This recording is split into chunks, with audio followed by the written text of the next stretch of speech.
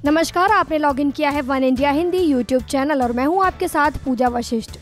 PM Modi अपने 4 दिवसीय विदेशी दौरे पर हैं। इस दौरान पीएम नरेंद्र मोदी ने अपने 2 दिवसीय अमेरिकी दौरे के पहले दिन वर्जीनिया पहुंचे। वर्जीनिया पहुंचकर पीएम मोदी ने वर्जीनिया में रह रहे भारतीयों को संबोधित किया। इस दौरान उन्होंने अपनी सरकार की उपलब्धियों का रिपोर्ट कार्ड प्रवासी भारतीयों के सामने पेश किया। मोदी ने प्रवासियों को बताया कि उनकी सरकार की सबसे बड़ी उपलब्धि यह रही कि 3 साल के दौरान इस सरकार पर भ्रष्टाचार का एक भी दाग नहीं लगा। देश में तकनीक का ज्यादा प्रयोग करने से पारदर्शिता आई है। पीएम मोदी ने सभी देशों को आतंकवाद के खतरे के खिलाफ एकजुट होने का आग्रह किया और कहा कि जब भारत ने आतंकवाद के मुद्दे को उठाया तो कई देशों ने इसे कानून और व्यवस्था की समस्या कहा था, लेकिन अब जब वे खुद इसका शिकार हैं तो सबको यह ठीक लगता है। आइए जानते हैं क्या कहना था पीएम मोदी का। आज विश्व आतंकवाद से परेशान है। यह आतंकवाद मानव जात के ऊपर दुश्मन है।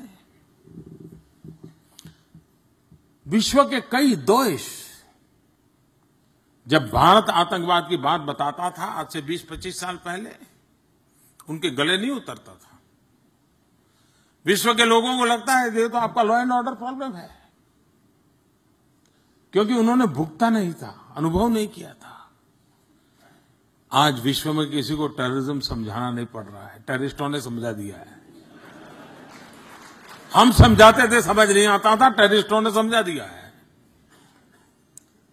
लेकिन जब हिंदुस्तान सर्जिकल स्ट्राइक करता है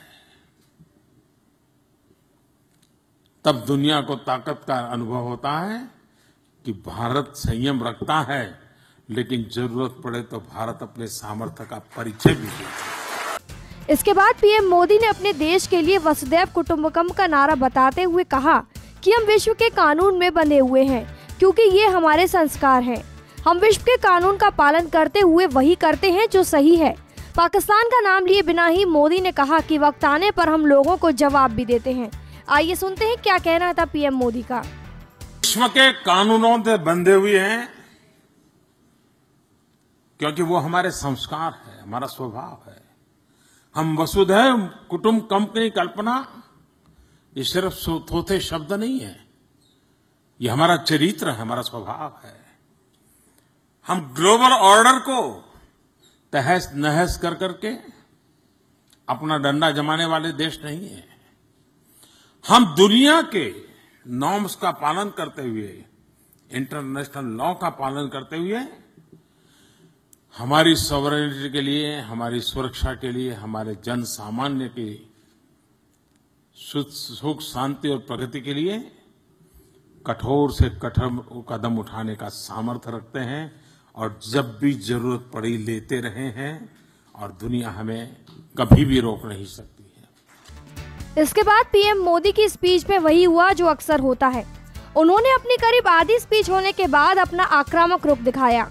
उन्होंने सर्जिकल स्ट्राइक को लेकर मजबूत और स्पष्ट संदेश दिया। तालियों की गड़गड़ाहट के बीच उन्होंने कहा कि पहले ऐसे कोई स्ट्राइक करने पर भारत को काफी आलोचना झेलनी पड़ती थी, लेकिन इस बार एक भी देश ने भारत के खिलाफ उंगली तक नहीं उठाई। उन्होंने कहा दुनिया ने भारत के पक्ष को स्वीकार लिया है और अब किसी को और समझाने की जरूरत नहीं है। आइए सुनते हैं क्या कहना था पीएम मोदी का सर्जिकल स्ट्राइक के बारे में। सर्जिकल स्ट्राइक एक ऐसी घटना थी, अगर दुनिया चाहती तो भारत के बाल नोच लेती, हमें कटघरे में खड़ी कर देती। विश्व हमारा जवाब मांगता, दुनिया में हमारी आलोचना होती।